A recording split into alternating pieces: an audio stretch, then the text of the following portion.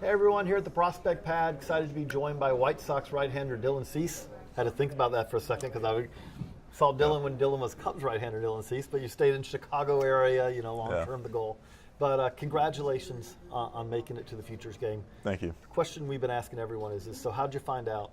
And then not only that, but who did you right away, hey, I've got to go, I've got to tell I'm headed to D.C.? Yeah, well, Chris Getz came up to me in the stands and I was charting, and he came up to me, and for a split second, he came up to me and I thought I was getting traded because he was like, hey, Dylan, I just want to let you know. And they said, you're going to the Futures game, and I just smiled, and, that's awesome. You've done this before. You know what that trade thing feels like.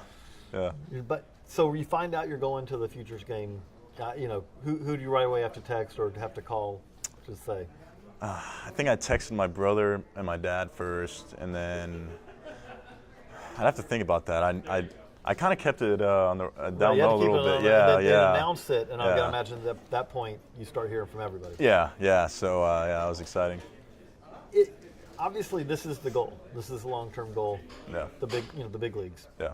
You get this little taste of it. Yeah. Big league hotel, big league ballpark tomorrow. Yeah. It's got to be, it's kind of like the appetizer before hopefully the main course down the road. It's got to be pretty fun to get that, that experience you're going to get tomorrow. Yeah, the Futures game has been one thing that I've been following, ever since I was in pro ball, and before that, something I've always wanted to do, and it's such a cool experience, and I'm grateful to be here. The thing about it is like, again, you could have been a candidate for this, before, but it kind of worked out well because it does seem like, you're more equipped for this. You're a more well-rounded pitcher now coming here. You could have blown 100, in the past, but you would. Off speed probably wouldn't have been there. Yeah, I was going to say, do you feel a little more prepared now for facing, the best hitters in the world? I would have done fine in the past too, but I'm throwing 3-4 pitches for a strike, and locating the fastball pretty well, so I feel ready to go.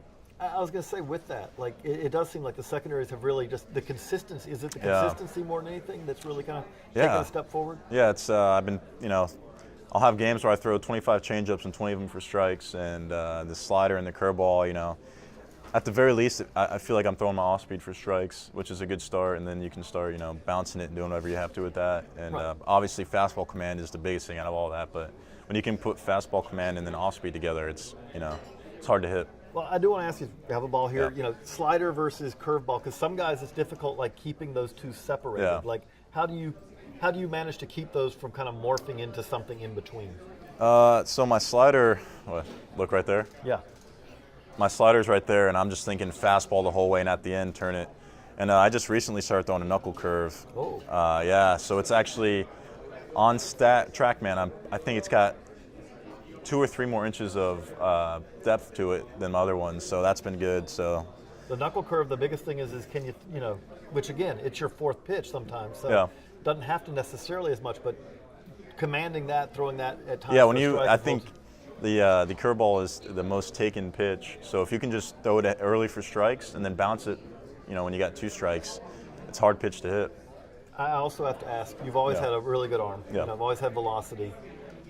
What was it like that first time you come in and they go, by the way, you check in the chart or however, there's 3 digits there. There's not 2. Yeah, I think that was in short season. I think I was close. I think in extended I was like 98, 99, and I kind of figured at some point I might hit it. And then in short season I started hitting it a couple times every game. And honestly, it still blows my mind. It's like something that's hard to comprehend. I grew up watching, Pedro Martinez and all the guys do it, and you'd never think you'd be able to do it, but I'm fortunate to have hit it before. The last one I want to ask you also, you've faced some very, you're going to face great hitters tomorrow, but you face some good hitters kind of coming up through the minors. Yeah. Is there someone, or is there a guy who stands out like, man, whenever you see him in the box, it's going to be a battle, because this is just someone who's really going to make it hard for you? Last year in Low A, I faced Vlad Guerrero Jr. and Bo Bichette in the same lineup, and I did all right, but yeah, you could tell that those guys are going to be legit because Bo was hitting 400 past the All-Star break. Other guys, there's plenty. Those are pretty hard to beat. Yeah, and then in spring training this year, I faced some good hitters too. So I've seen the best of the best, and it helps you prepare and see what you have to do to get them out. Like I said, we're looking forward to seeing you tomorrow. So Thank you. I appreciate it. Congratulations again. Thanks a lot. Thanks.